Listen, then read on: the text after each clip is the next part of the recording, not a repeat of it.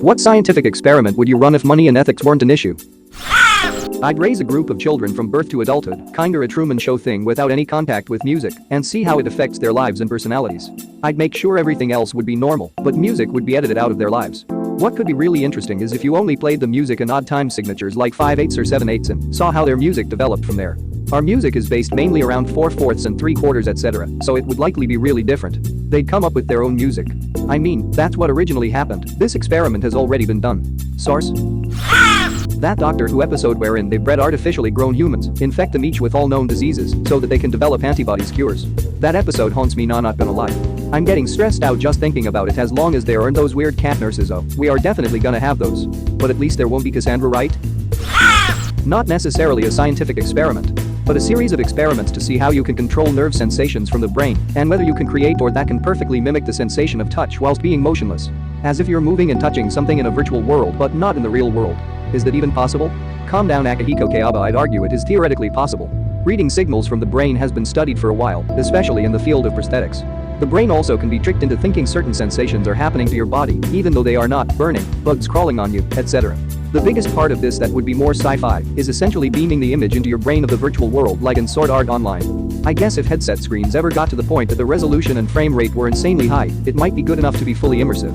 I'm guessing not many people would be willing to have surgery done to implant a plug-in port in the back of their neck though. So beaming images and hijacking your nerve system is probably not going to happen. I'd study the long-term effects of low G on humans by sending a habitat to the moon and then sending supplies and volunteers. And I'd send a lunar bulldozer to cover the habitat with regolith because I'm not particularly interested in contaminating my results with radiation exposure. I'd especially love to see them on someone born in such an environment. If possible, send couples up, don't send prophylactics, keep them up there a couple of years. Even with the ethics are not considered caveat, I'm not particularly comfortable with that idea. The problem being that humans are very precisely adapted to around 1G. We don't know if conception would be possible in low gravity, never mind any issues that would occur during the pregnancy and birth. Redesigning the human sinus. I wish to find a way to modify the body to fix that mess of an airway. Sometimes I think about how there's just hollow cavities behind your face and get really anxious. Specifically the Mayo Clinic illustration that comes up when you Google sinusitis. That shit makes my chest tight. From the time I was born I was sick for 5 straight years, with remissions lasting maybe a week here and there, with the docs scratching their heads as to why. Finally they decided my mom must have Munchausen syndrome. As a nurse and mother, she was very offended by this and told them to do a full body CAT scan, or else she wasn't taking me home. They found out I was born without sinus openings and/or polyps in my sinus cavities, can't remember which, and I had to have holes drilled in my head and tubes put in M. Functional endoscopic sinus surgery, or FES, I think it was called. Everything improved after that. Still get sinus headaches a lot, but that's neither here nor there. Have a baby human raised by apes, basically to see if Tarzan scenario would occur, and the human is able to communicate fully with the apes. There have actually been a lot of cases of wild children who were raised with animals, most often dogs, as they're the most likely to bond with humans. But I believe there may have been one with monkeys. Look up feral children, and you'll find plenty of articles and stories. I may be wrong, but a lot of those stories sound like folklore or made up, mainly the ones where the appearance changed, like the 6-year-old boy who grew hair all over his body, and the other child who had sharp teeth after living in the wild for a few years. There's just no way they transform like that in little time. The only one I could barely believe are the 2 girls living in the wolf den. I can kind of understand their tendons becoming deformed from their posture. The Gilligan's Island experiment. Shipwreck 100 people with vastly different backgrounds, wealth disparity, and personalities on a remote island. See what kind of civilization grows from it. Then do it 50 more times to check results against each other. Someone wrote a book about this. Basically there are a number of case studies. You might find it interesting, look it up. They're called Shipwreck Societies. Edit. Wow, this blew up during Thanksgiving. The name of the book is Blueprint by Nick Christakis. The link is here. Enjoy all, happy Thanksgiving. There's also an island in the South Pacific, Pitcairn Island, whose inhabitants, around 50, are the descendants of the mutineers of HMS Bounty. Their society? Basically lots of child rape, which, when brought to trial, included their lawyers arguing that they didn't know rape was illegal. The British government had to build a prison especially for them. At some point, the population at Pitcairn Island got too big way before the child rape issues, and they moved the entire island population from Pitcairn to Norfolk Island, which is about 1,000 kilometers, don't quote me on that, off the coast of Australia. Some islanders arrived on Norfolk and decided to move back to Pitcairn. Norfolk Islanders have the same independent spirit and are fighting the Australian government over who should control local politics on the island. Norfolk took a huge hit and went broke during the financial collapse circa 2008. Tourism tanked and they couldn't keep things afloat on their own financially. I find both Pitcairn and Norfolk Islands fascinating. Pitcairn may not survive, there are only about 50 to 75 people left, but Norfolk Island has a population of over 1,000, and Norfolk Islanders carry much of the same culture on a small island, without many of the issue Pitcairn deals with, and are now under tighter control of the Australian government. Both Pitcairn and Norfolk Islanders share the same language and culture. If you can't sleep, YouTube has a ton of amazing videos on both Norfolk and Pitcairn. I think it's fascinating to see the differences between the Pitcairn Islanders versus the Norfolk Islanders after years apart. How would the world react to a mountain of 100 billion pennies for free in the middle of a major area? This sounds so dumb but is really fucking interesting if you think about it. Yep, one of those things that sounds retarded as you discuss it at a bar with some colleagues, but later after a few drinks, it sounds more interesting than funny when it comes up again. Alright, they did the math, you're up. How big and heavy is a pile of $1 billion worth of pennies? Unless I did it wrong, it comes to about 45,847 cubic meters. That's assuming all the coins are perfectly stacked in cylinders.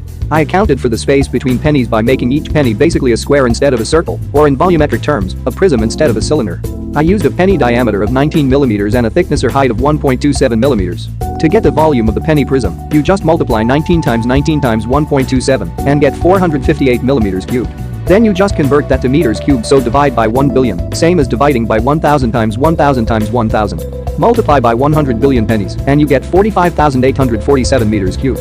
An Olympic-sized swimming pool is about 2,500 meters cubed in volume. So those pennies would take up 18 Olympic swimming pools. Also, each penny weighs about 2.5 grams, so multiply by 100 billion pennies, and you get 250 million kilograms. That's the weight of 1,400 blue whales. So if you can imagine the weight of 77 blue whales in one Olympic-sized swimming pool, that would be the density of those pennies. Oh man, I love this question. There are a ton of geoengineering experiments that I'd love to run if they weren't both 1. Illegal, 2. Insanely expensive, 3. Non-zero possibility of death and destruction. Iron fertilization.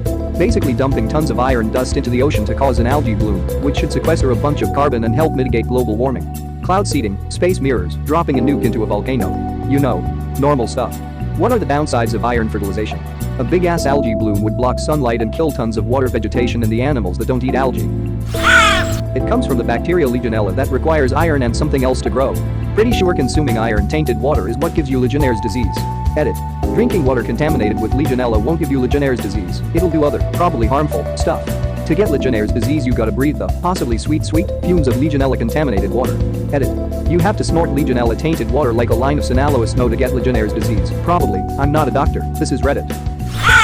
How athletes from different sports react to fight or flight. Even further, would they fight differently than others? UFC fighters just walking around killing all of the other athletes. Until the biathlon guy pull out his gun and start shooting. Ever play the Oscar Pistorius drinking game? When your GF goes to the bathroom, you take 6 shots. There's a movie about him actually. Oscar Pistorius. Blade Runner killer, no joke. That's the real title. I laughed so hard when I first heard of it. Dinosaur cloning, what else is there to do? Humans have quite a few movies that tell you that dinosaur cloning is a bad idea on Earth. So you're saying we need to go to the moon or Mars? Nah, go to one of the moons of Mars. Dinos on Deimos. Genetic altering of humans. I don't currently have an issue with anyone that wants to do it on themselves. However, to do it to an embryo or through the parent's DNA to see what we could do to advance humans would be amazing. Alterations to intelligence, memory, physical attributes, gills to swim underwater, visual alterations to see the full light spectrum, and hearing for the full sound spectrum, immunity to all diseases and harmful bacteria, ability to eat almost anything for sustenance. Definitely this and cloning. If we had no qualms about the ethical implications, we would make leaps and bounds in biological sciences. Yeah, that's why wars are so good for science. Cat girls. Can you imagine the existential crisis you'd have if you found out you and your whole subspecies were created to satisfy horny weebs? You mean, can you imagine the cat girl uprising because humans don't care to be enslaved? I for one, welcome our new cat girl overlords. They can do with me as they please. As long as it's weird sex stuff. I'd want to see what a society of children would do on their own if they were alone from birth. Of course, adjustments would have to be made for when they were infants, but beyond that, how would they develop language, ethics, mythology, culture? And as they got older, how would they handle coming of age without adult role models? Though unethical, I think an experiment like that would answer a lot of questions about sociology, psychology, anthropology, and philosophy. It would be like watching the beginning of human society from scratch, with no external influence. Edit. Yes, I have read Lord of the Flies, however that is a work of fiction. Edit 2. You guys have a lot of brilliant ideas on how to improve this experiment, and a lot of true stories to make hypotheses on. I'm really enjoying reading this thread. Kill the pig. Cut his throat. Kill the pig. Bash him in. Kill the beast. Cut his throat. Spill his blood. There needs to be a lot of adjustments while they're infants, since they need more than just basic physiological needs. Affection is very important. There was actually an experiment conducted in 1944 where they tried to raise babies without any affection. They will wither and die, literally. That's really fascinating, thanks for the read. It makes me wonder if there's a sort of cutoff age that would be self-sustainable, like a group of 4 to 6 year olds that are taught linguistics and have basic social skills. Of course physical needs are met, food, etc. I've heard of death through losing the will to live, but I'm not sure if it's a myth or not because I haven't looked into it. However, if it can happen, it seems like it would be most fatal at that vital stage in a human's growth. See if a monkey tribe could become dominant over the rest by training them to make and use weapons and other primitive technology. Also interested in seeing if they would take their newfound knowledge and begin to expand an empire. So one thing they did learn about chimps is that they don't teach each other. They often are observers. A monkey see monkey do situation. Humans teach other, but we also have an inherent trust in others when we are young, so we trust what we are being taught is true. Humans as adults will teach each other and form ideally mutually beneficial relationships. It is what gave us a huge advantage in developing material cultures like stone tools being made in a similar pattern by different groups of people. We learn from each other more than other great apes, than just when we are young. If one individual is taught to make a spear, it won't go back to its troop, and it won't proactively teach others to make a spear for the benefit of the group, but the others who see it make a spear will make their own after watching the first chimp do it. I also read yesterday that they will never be able to learn to speak. Edit. For those interested in a great read, here is the Eli 5 post I was referencing. Yeah, there's something special about human language that other animals can't grasp. The closest we've come is teaching some apes American Sign Language, but even then they basically cap out the level of at a 5-year-old human. Note this is still heavily disputed. A lot of scientists are still unconvinced that they're actually learning a language versus a small finite set of commands. They lack the specific parts of the brain to comprehend speech. With Elon Musk's Neuralink thing, the first thing I thought of was an unethical experiment. If you attached a whole bunch of wires to the speech center and audio center of the brain of a bunch of children and networked them together, I wonder what kind of language they would develop and how they would communicate with what is essentially telepathy. We are the board. You will be assimilated. Your biological and technological distinctiveness will be added to our own. Resistance is futile. If you want to get an idea of how this might go haywire, listen to the podcast Limetown. Every test of biomedical tech needs a control group. The story of Limetown Season 1 explains why that might be a bad idea and what the tech could actually lead to. I've always wanted to try to breed a winter blooming rose. Ethics are fine, but the cost of having that many roses in a hothouse and the decades of selective breeding most likely required to accomplish it would cost an astronomical amount, so I'm sticking with it. This is one of the most interesting replies I've read that isn't cruel or obscure. It seems so simple and achievable, yet I fully understand the ridiculous amount of money and work involved as you described it to achieve the desired outcome. It would be a great GMO project. Probably is underway? I'm sure they could take from the Arctic and splice some of those genes to help with stability. Maybe a deep-sea species we barely understand and get some environmental triggers. We could then plant them around our nuclear waste dumps so future humans know to stay away from the areas where the rose blooms in the winter. Or where the cats glow. Near-death experiences and what people see. So basically I'd want to kill a bunch of people, then bring them back to life. I'm sure a lot of them wouldn't make it back. Ever seen the OA? No, what is it? Literally that. Like, word for word pretty much. But you forgot them doing the Macarena. CRISPR the absolute fuck out of some kids and make some next level humans that can run stupid fast and jump crazy high, then make the superhuman Olympics and figure out what humans are really capable of. Edit. Oh shit, first gold. You and your offspring will be exempt from my CRISPR trials. This is very different from what I just read about winter blooming roses. We could give them roses for hair that might provoke pedophilia. And they only live somewhere out in the forest. I want to send someone to space without a spacesuit.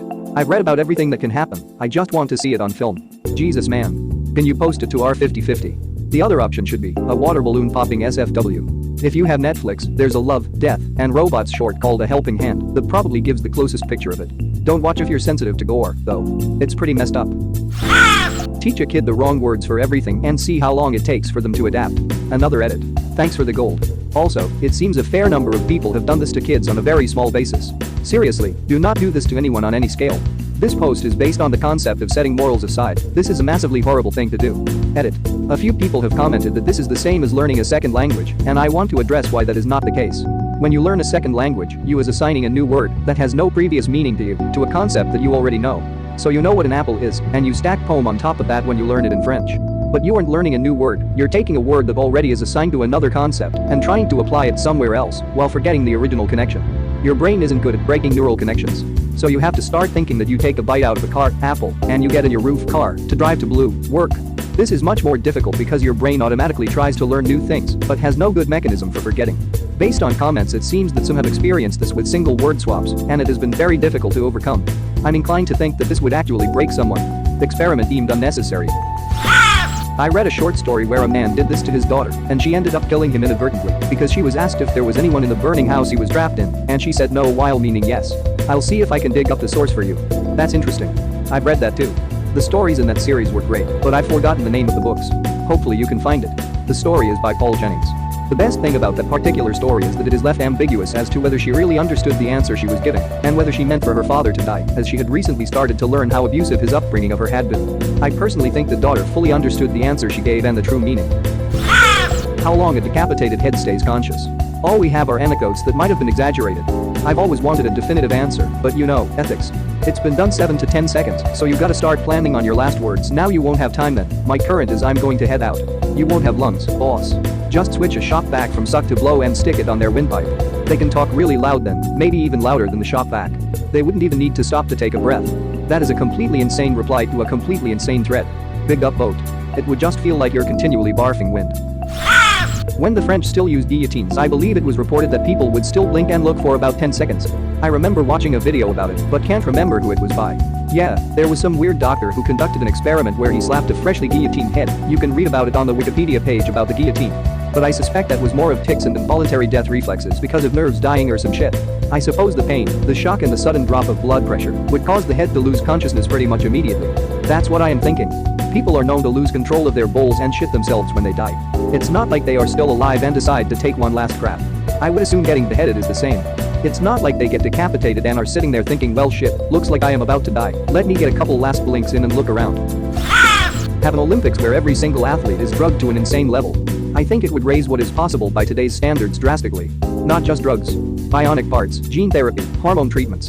The Megalympics, where you can match a man-horse hybrid race against a $6 million man, and that man-horse is trained from birth to do nothing but race. Like, hardly punished whenever he shows any ambition other than racing. Can barely speak a full sentence, but Forrest Gump's the instant he is told to run from point A to point B.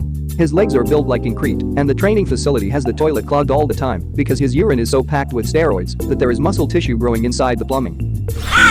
I'd train gorillas in weightlifting, really see how tanked they can get. Boost them with steroids along the way. After that, I take my army of beasts, pump them full of cocaine, and let them loose in an empty shopping mall. Wanna see which stores they like and which ones they don't? You know, for science and shit. Edit. I've had some fantastic input from you geniuses. To add, the gorillas will be trained in all beef-up exercises, even though science is against me on this one.